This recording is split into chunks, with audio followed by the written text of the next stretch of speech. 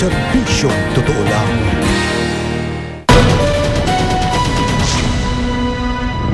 Ngayong gabi sa Reporter's Notebook, lupa o stocks? Sagot na nga ba ito sa sigalot sa Hacienda Luisita? It did not achieve the purpose. At yun was only used for the landowners to keep the land. At ang pagpatay sa mga lider ng Padilla at Snake Gang syndicates, rub out o shoot out? Lagi na lang bang papatayin ng mga pulis ang mga batang nagkakamali? Hindi pa nila pwedeng bigyan ng chance sa magbago.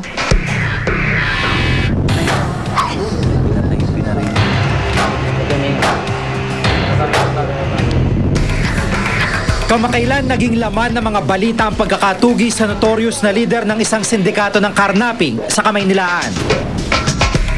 Si Ivan Padilla, 23 taong gulang at itinuturing na pinakabatang leader ng sindikato ng carjacking group sa bansa.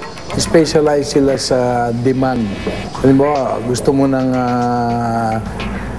Land Cruiser.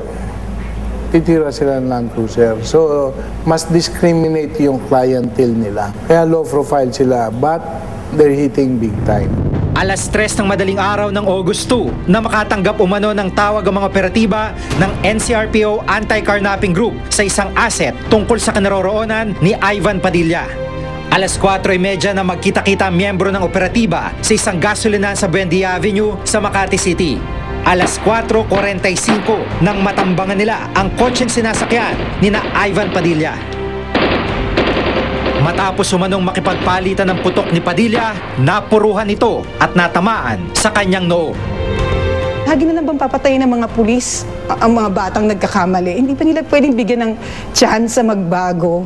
Ang nangyari nung kasi is may tinuro siyang pistol, revolver. Then naging instinctive yung response ng pulis. Ikaw muna bago kami. Parang gano'n ang nilabasan.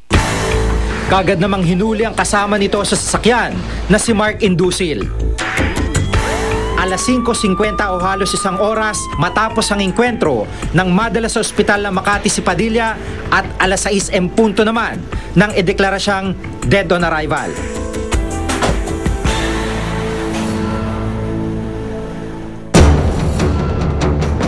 Gayunman, ipinagtataka ng isang forensic expert kung bakit hindi agad isinugod sa ospital si Ivan Padilla.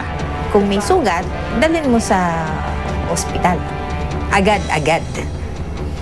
Kung ang excuse ay kasi may procedure daw sila para just to make sure na safe na. Pero akala ko nga, in control na, nakagapos na. So ano pa ang risk doon?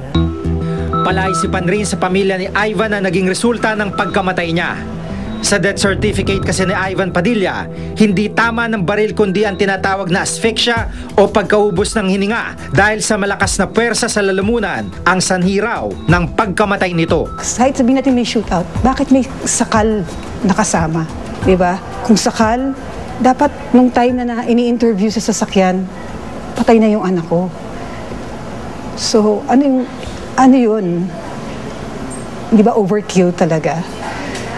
Sabi ko naman, pwede naman siguro nilang tinamaan na lang sa paa eh. At kinulong pagkatapos, di ba? Halimbawa, sabihin nga niya. Dagdag pa ni Dr. Fortune, questionable kung ano nga ba ang nangyari sa mga oras na dinala ito sa ospital. So, paanong pumasok yung elemento na ang kanyang ikinamatay pala ay sa paghinga? Pag sinabi mong blunt force applied to the throat, yun pala yung nandun actually sa autopsy report. Then, neck compression? Anong form? Is this not outright strangulation? Pero ginit ng PNP na sinunod nila ang standard operating procedure sa pagtugis kay Ivan Padilla. As far as the NCRPO is concerned, I think they exercise all precautions. Ang reaction usually ng police, basta may wounded, diretso kagad sa, hospital na yan.